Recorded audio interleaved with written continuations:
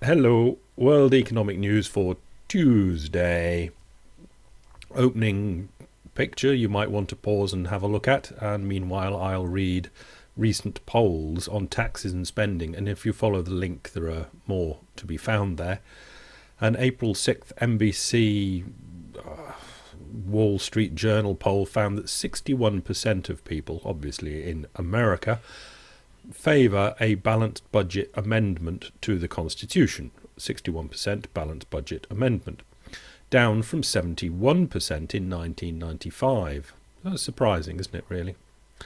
Support falls to 27% when people are told that this would require a 20% cut in entitlement programs. It's the classic thing, isn't it? Yes, balance this, cut that, but don't balance me or cut me. Have you paused and looked at that thing? God, there is some funny stuff in it. I like the grey one in the middle. Okay, visualizing economics. Catherine has done this chart for us. Nice big one. Top marginal tax rates 1916-2010, United States of America. I've got nothing much to say about it. It's just vaguely interesting. Income, corporate and capital gains taxes. We can see basically that since the 70s they've been on their way down. I think that's what we can say. And we can ask the question why? Why have taxes come down and down? And if I had to put forward an opening sort of idea as an answer, it would be because America hasn't been able to afford to pay them since the 70s. Maybe. Calculated risk. United States of America, Q4, the last quarter of 2010, mortgage equity withdrawal strongly negative, and we get the calculated risk blog chart. Wonderful series of charts.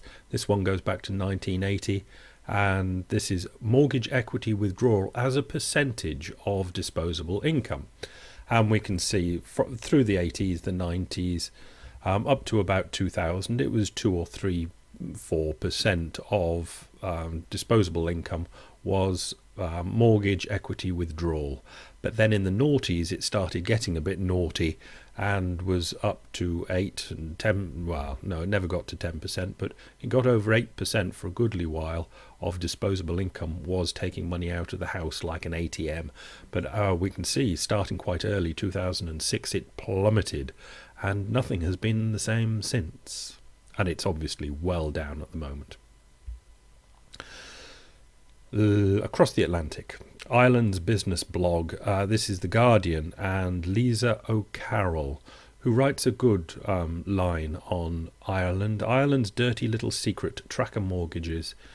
It's worth noting, at least. Tracker mortgages are typically about 1% above the European Central Bank rate and are Ireland's dirty little secret.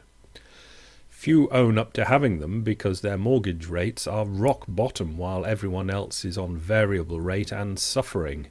And that doesn't make nice dinner party conversation when poverty and debt is so in vogue.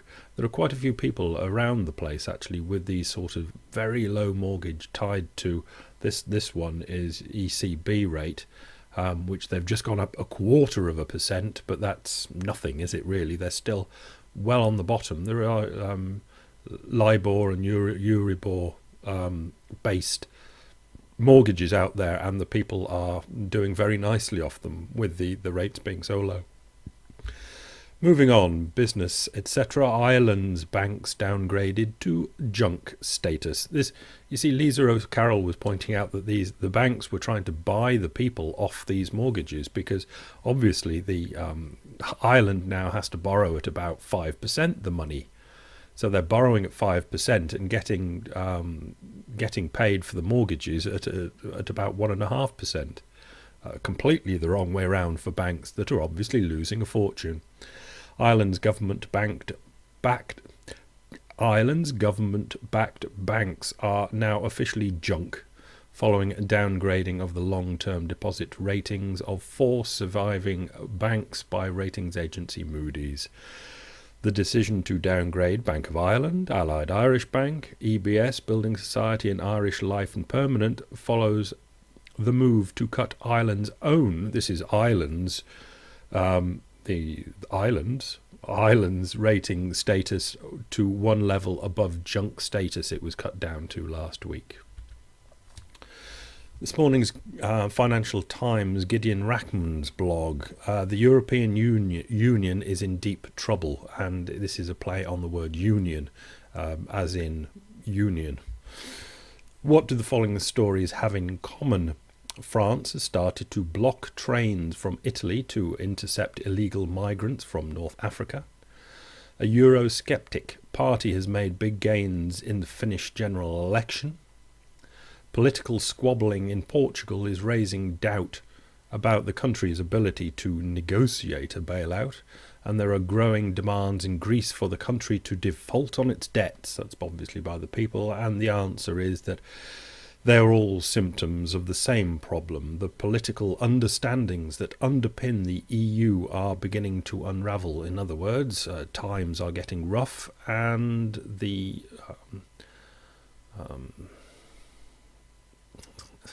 union is starting to unravel. They're fighting now for their own little corners.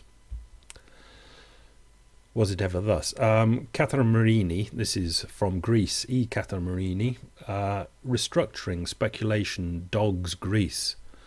In Washington, Papa Constantinou, he's the treasury man, insists Athens has no plan to default despite rumours.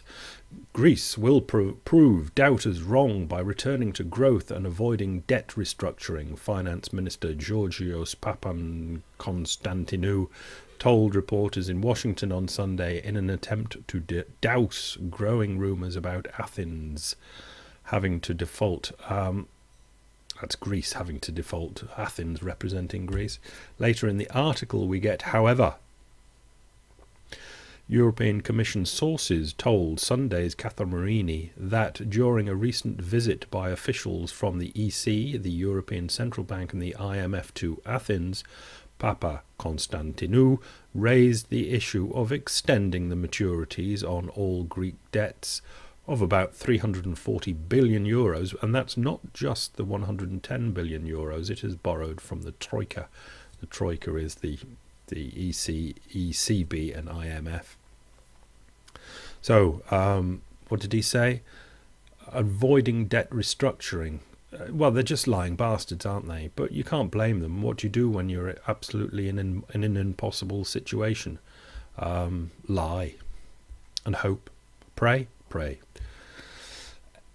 Mr. Zine, it's the German bank stupid by Yanis Varoufakis.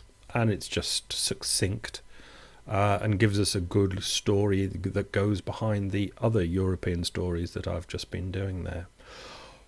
So, it's the German bank stupid, or what's behind Germany's hesitant statements on Greek debt restructuring, Ireland's move against subordinated debt holders, and the ECB's stance on interest rates. It's all to do with the bank. The bottom there in yellow, as long as the banking crisis is left alone to fester, contagion will be unstoppable. And that's about the size of it. Is Europe turning out to be more Japanese than even the United States is turning out to be Japanese? The banks are in terrible condition, and they are not being sorted out because nobody knows what to do with them. Let's finish with the Economic Times of India. Saudi Arabia's oil minister says global oil market is oversupplied. And we get this natty little line from the article. This is Naimi, or is the oil minister, isn't he? He said Saudi Arabia cut daily output to 8.3 million barrels a day, that is, in March, from 9.1 million barrels in February, due to what it sees as excess supply. So Saudi Arabia thinks there's excess supply of oil out there, so has dropped from 9.1 to 8.3. They say they're going to might put it up again, but that is not quite what the world was looking for. Are we shocked? Don't think we are we? No, we're not. See you tomorrow. Bye.